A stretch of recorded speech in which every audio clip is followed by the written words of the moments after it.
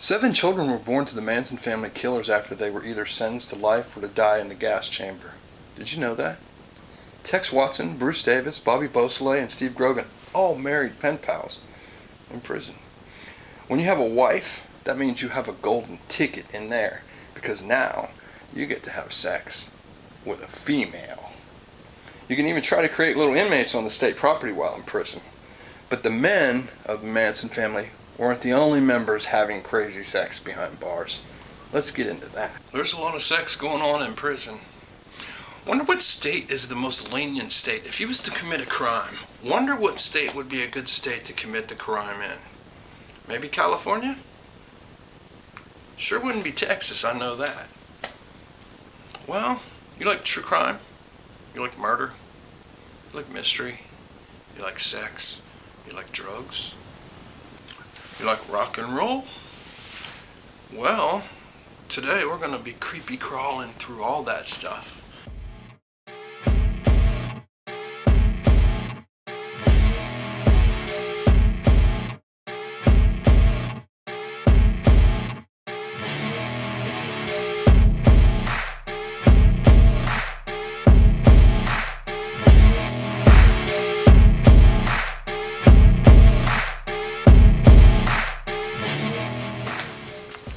Susan Atkins, she was one of the convicted killers in the notorious Helter Skelter murders.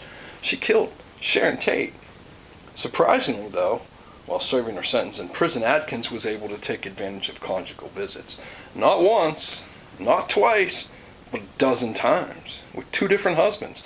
These visits allowed her to spend the night with her partner and engage in sexual activity. I can just imagine at the end of the weekend, Susie comes strutting out of the family unit's trailer looking like Cameron Diaz from the hair gel scene in There's Something About Mary. But yeah, she was allowed to have sex in there 2 different times with 2 different guys. Sounds like Susie was having a lot of sex in there. That's for sure. And if that wasn't enough, Atkins also had the opportunity to pose for sexy souvenirs and photo keepsakes in the family unit's trailer. Yeah? She was left alone in a trailer for a weekend with her pen pals, turned husbands, turned lawyers to do whatever they wanted to do sexually to each other. And then they went home with these keepsake photos of sexy little Susie here. She was also able to receive video chat messages sent to her in prison before people even had video chat sent to each other, before people even knew what video chats were. Susan was having video love message chats recorded to her by her fiance, Flash Leisure at the time, and then delivered to her from some news crew vying for attention, and then playing it for her. So we could show that to you here at the prison. Oh. So stand by and we'll get that set up for you. Okay. I love you very much, Susan, and I have 2 things as a total commitment in life. To get you out on executive clemency at the White House level so we can circumvent the state of California on it, because I think you've been a scapegoat, and that's my honest opinion. And the other thing is I love you with all of my heart and soul. And God willing, we're both going to make it. I want to see you free on the bricks. Is that the man you remember, the man you want to marry next month? Absolutely. I swear to God, I love her. I'm in love with her. I always have been for 15 years, and she has been with me. And we want to get married, and I love her, and that's all I want to do. That's my primary commitment to life, getting married to her, having children with her. But wait, out executive clemency. It even gets more bizarre than that. Her first husband, Donald Leisure, Flash, he claimed that during the 4th conjugal visit, so he was there 4 times for 4 different conjugal visits. That's a whole weekend. She gets to stay over a weekend, so 4 different weekends, a whole month basically. He slept with her overnight. And then the next husband she had, he claimed already that he was there a dozen times, so she was probably having sex more than you are. Anyway, it gets way more bizarre than that, because the first husband, Donald Leisure, he claimed that while he was in there on the 4th visit, she tried to stab him. And then after she tried to stab him, then she told him how she stabbed and killed Sharon Tate. Isn't that bizarre? So the only thing that he said that saved him was his rib. What a bizarre story this is. I was almost a victim of her myself the 4th day. Into the honeymoon at the prison. She stabbed me. I got a scar here to prove it. Oh, yeah. You're going to do the LBJ thing? There's 6.5 inches she done to me. A rib deflected. It's the only thing that saved me. Why did she stab you? Who knows? I don't know. The difference is, I was there. What was that? Well, at the time, the situation was different, but over the years, I've learned better that she's strictly a cold-blooded killer. That's exactly what she is. Okay. I knew her before she met Charles Manson. I won't go into details. She was a very warm person at the time I married her. What did she do to me? Yeah, physically. Oh. On the 4th day at the prison during the honeymoon, I got stabbed. Oh, yeah? By Susan Atkins? I never brought this to the attention of authorities all this time. In fact, we covered it up because I didn't want to hurt her chances at parole. I don't know. She also gave me a briefing of how she stabbed Sharon Tate. Mm-hmm. Oh, That's right. Like the knife of like this, like that. yeah. That's right.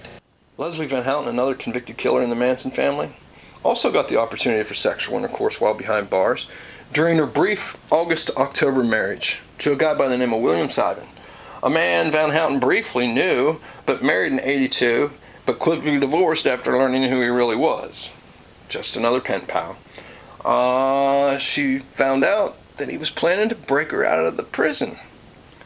That must have scared her because she quickly informed the authorities. After an investigation, he was caught with a prison guard uniform in his apartment.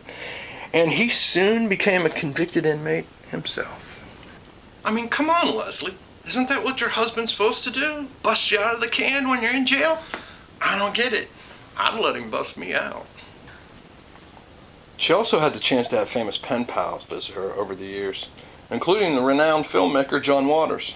Waters began making short films in the 1960s, but his breakthrough film came in 1972 with the release of Pink Flamingos. It was a cult classic that has become one of the most iconic and controversial films of forever. I mean, in cinema history, basically. John would even come out publicly and support Leslie on her release for parole. To interview Leslie for Rolling Stone, and I wrote to her and she said that she did not want to be in magazines because of what she had done.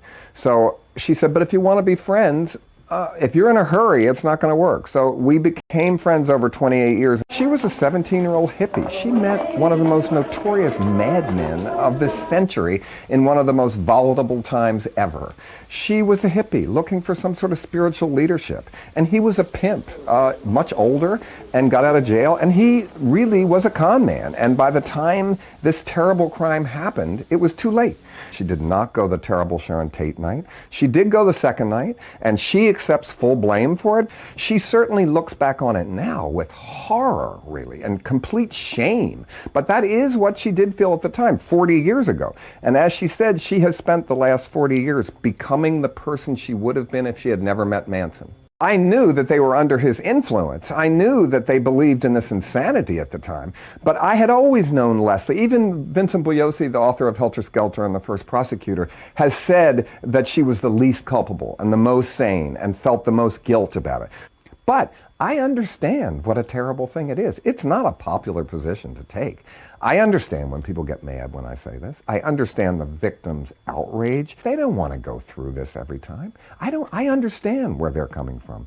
But that's a personal thing, and I'm trying to talk about it as how society believes it. And I taught in prison. I believe people can get better, and I think many can't, but I'm not wrong about Leslie. She has been raised in a system where they tell her, if you participate in this society and do all this, it is possible to get out. She has done everything. That's all she can do. I wanted to at least have a chance to stick up for my friend. That's all I'm trying to do, is stick up for my friend. And I understand it's not a popular decision, but I hope people will consider it. And Doris Tate, the mother of the murdered actress Sharon Tate, she was probably the person solely responsible for getting conjugal visits stopped for lifers in California State Prison. Ironically, having those visits stopped probably ended up saving the state a lot of money because the same visits resulted in children from the Manson family whom the state would end up financially supporting in the long run, born as a result of those visits. Tex Watson's wife, she was even suspected and investigated in welfare fraud while running a non-profit she was ultimately profiting off of, all in the name of Tex Watson. It's important to note that the Manson family members were not just sitting around in prison, but were able to pursue educational opportunities and further their education for free. In fact, Susan Atkins even had a visit with the governor of California about fitness while he was in office. They even posed for pictures. Atkins was also able to hang out with her motorcycle buddies, and they brought their motorcycles for her to pose on and sit on. It's shocking to realize that these convicted murderers had access to things that you and I could only dream of at times. But it gets even more disturbing because Susan Atkins, she was diagnosed with brain cancer in 2008 and was receiving medical treatment at the Central California Women's Facility in Chowchilla, with taxpayers of California footing the bill to the tune of $865,000 for 6 months of care. Oh yeah, I never mentioned Pat Krenwinkel, because she was never married and she never pursued any of that companionship or sexual contact. Well, at least not with a man. But she did get a dog, though. Yes, Pat Krenwinkel, in prison, had a dog.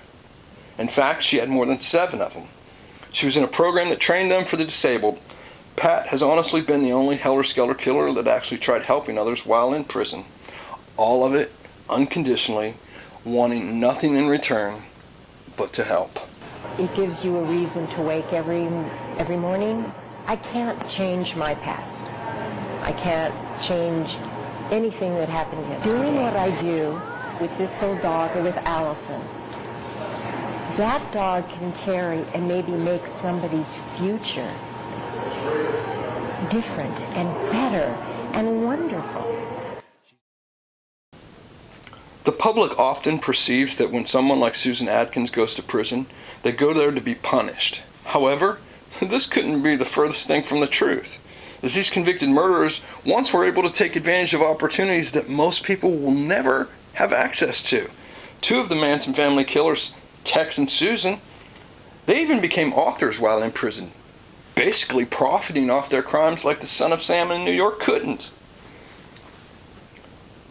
So if there's supposed to be some moral to these stories, then I guess when we hear that phrase, crime doesn't pay, well, it's a lie.